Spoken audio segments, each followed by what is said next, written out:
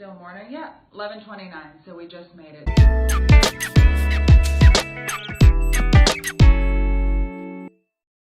Daniella Squicquero coming to you from the Promenade Property Lounge, Engel and Völkers, and I'm testing out a few new things today. So what we're doing today, I've not been on in longer than I care to admit.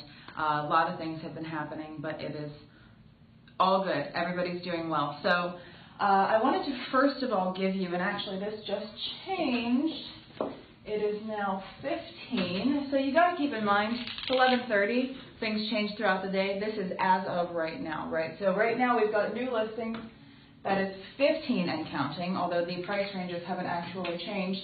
So I wanted to give you a midweek market update. It is Wednesday as opposed to my normal Tuesday, but this has a nice ring to it, so we're going to try it out for today.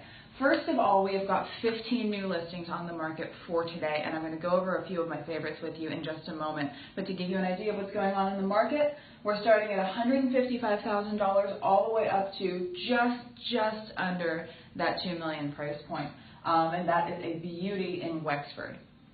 Sold, we've got 12 sold as of right now today, of course, as closings continue to happen, and as those things continue to be recorded in the MLS, that number will change, as will the under contract numbers, and so all of these are subject to change. But as of right now, and that's already 11:30 in the morning, this is the activity for the day. So today we've got from $187,000 on the low end all the way up to just under $1.5 million on the higher end for the solds today. Pending, that is of course also known as under contract, what we've got today is $179,000 all the way up to just over $1.5 million. So you can see that the activity as far as the inventory that's coming on and what's being absorbed runs the gamut no matter what. So no one particular thing is really being favored right now. Of course, by volume, you have far more on the lower end than you do on the higher end, but that's very standard in pretty much any market. Price changes. And I've got a star on this one because it's actually pretty funny and I thought I'd share it with you guys. So we've got 4 price increases as of right now and 19 price decreases. Again, we're sort of still at the tail end of that point in the season where people have tested the market. They have either won or they have lost. And in those cases where they have lost, they have decided that they're going to go ahead and reduce that price. And generally speaking, it's exactly the right call. It's exactly what they should have done. So going into the autumn season, we're going to see more things come on the market. We're going to see more things being absorbed as people continue to buy and sell over the course of this season, now that we are currently technically post-summer. But I put a star on this because I thought it'd be really, really funny to share it with you guys. So basically it says 4, but this is why it's so important to pay attention to the details, right? So 2 of those are, or at least they look to be, actual price increases. A lot of times that happens when something comes back on the market, which was the case with one of these, or when something that was new construction actually ends up getting finished off, in which case generally you can get a deal while it's in the process, but once it's actually finished and it's done and it's brand new and ready to go, prices go up. That's very standard across the board. However, one of these was, I think it was just a pretty quick clerical error. I think they just left off a couple of zeros, so when they first put it in, they had to add to it to make it the right price, and no big deal. The second one, however, I think was actually supposed to be a price decrease of what looks to me to be about $1,000. However, they never actually removed the first price, so it is currently listed at just over $154 trillion. So if you were wondering what the most expensive property in our market is, currently as of today, technically speaking, it is $154 trillion. So if you've got that lying around, I'm happy to show it to you. Sure, that would be a nice little commission. So, looking at the luxury segment, which is really where I like to focus, right now, and there's a lot of really good stuff happening, which is why I wanted to give you this update. So right now we've got 277 active listings in the luxury segment, and in our market, a very easy cutoff is the million and over. So that is what we're looking at today. This is the million and over segment of the market. Under contract and sold, 52 as of right now. That's in the last 30 days. So that's under contract currently or closed in the last 30 days. 33 of those 52, so well over half, are currently under contract, which means they are more recent transactions. So we seem to be picking up as we go, which is great because the luxury sector, especially in a second home market like ours with a lot of discretionary income being passed, is a lagging indicator of market health. So it's really good to see this coming up as we knew and expected that it would, and it's basically just following suit with our anticipation. But here's the interesting thing. So year to date, or the last 365 days, I should say, 179 homes over $1 million sold. What this means, if you do the basic arithmetic, is that almost 30% of those sales of the whole last year were just in the last 30 days. That's really, really something. So that really gives you an indicator of a strong luxury market on its way back. Year to date prior, that's looking back the previous 365, 130 total sales. So as of right now, we're only now going into the fourth quarter of the year. So we are already at 138% of the million and over sales of the prior year, and that's just going into the fourth quarter.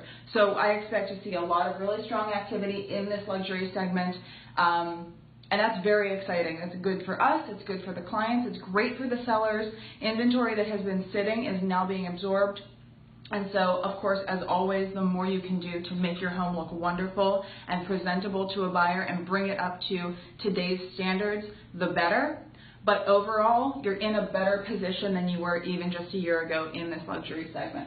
Now, final thing that I wanted to say is the new highlights. So I really just wanted to point out a couple of the new homes that have come on the market today.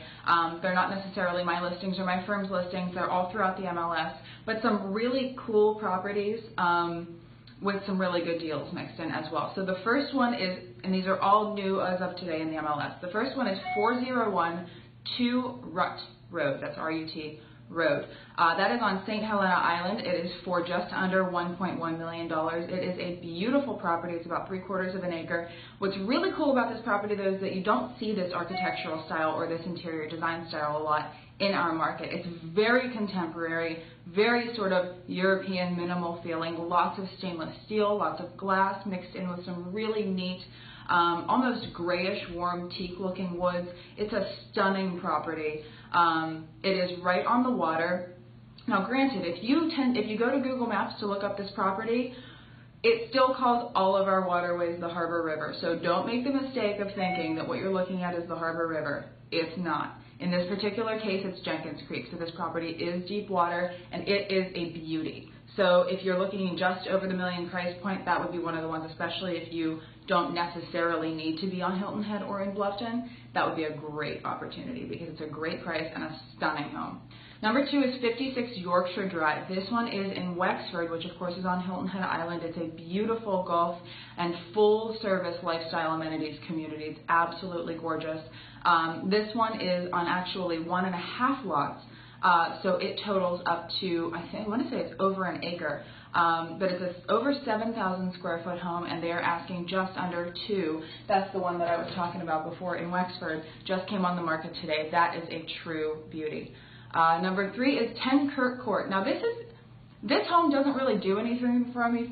It's totally personal preference. From the outside, it's sort of the brick colonial sort of feel, but you get inside, and this one's in Rose Hill, which is in Bluffton. And it's just the cutest, coziest home. It's got this great energy. It's a great price. It's on 2.5 acres on the estate side of Rose Hill, which is in Bluffton, for $625,000. So it's over 3,500 square foot house. Great value. That is one that I would definitely point out. 311 Promenade Lane. This one's actually in Sun City North, and this was one of the Del Webb Explorer concept homes. But when I saw the MLS photo of this, I'm going to be honest with you, I would not have guessed that it was in Sun City. Now, of course, that is a 55 and over community, so who's able to buy in there is fairly limited, but it is a stunner. So if you are interested potentially in looking in the Sun City area, this one is asking $408,565, a very specific price. Yes, it is. But it is absolutely gorgeous and very contemporary, very open, nice high-end finishes and fixtures. So that one is a great deal.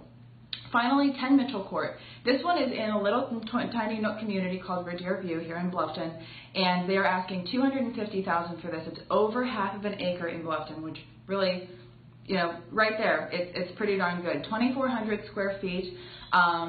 It's a 2-story, 4-bed, 3-bath plus bonus room. So it's probably one that you'd want to put your own personal touch on, but it is a great little area. $250,000 to be in Bluffton on over half of an acre. is a great deal. So if you've got questions on any of these properties or any other properties that are either on or off the market, or you are thinking of selling your own home, I would love to speak with you. This is Daniella Squicquero, Engel and Völkers. This is a little bit longer than my normal ones, but we had a lot of catching up to do. If you have any questions for me, comments, or if I can do anything at all for you, please let me know. Cell phone is 843-707-2777. As you all know, call or text anytime. You can go ahead and email me, or you can drop a comment below. Thank you guys so much, and I hope you have a wonderful day. Enjoy the rest of your week.